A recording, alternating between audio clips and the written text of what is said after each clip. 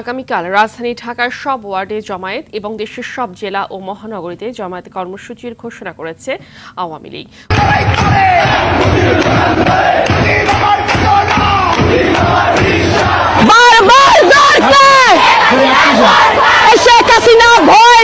শুরু হয়ে গেছে আওয়ামী লীগের বিজয় দিবস উপলক্ষে বিশাল কর্মসূচি।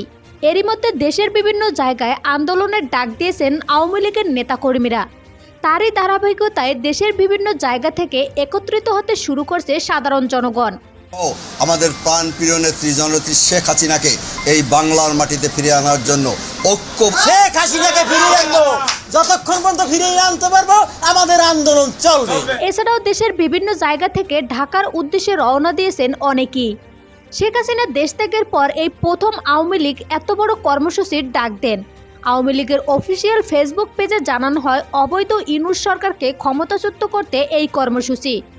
এই কর্মসূচির দেশের বিভিন্ন জায়গায় পালন করবে বলেও জানান তারা। এরই মধ্যে তাদের সাথে যোগ দিয়েছেন সোহেল তাজ। তিনি সরাসরি মাঠে থেকে নেতৃত্ব দেবে এই কর্মসূচির।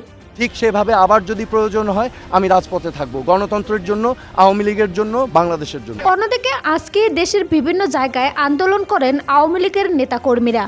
শেখ হাসিনাকে দেশে ফিরে আনার আগ মুহূর্ত পর্যন্ত এই আন্দোলন করে যাবে বলেও জানান নেতাকর্মীরা। সো ভিউয়ার্স, আপনিও কি চান শেখ হাসিনাকে দেশে ফিরে আনতে? জানিয়ে দিন কমেন্ট করে।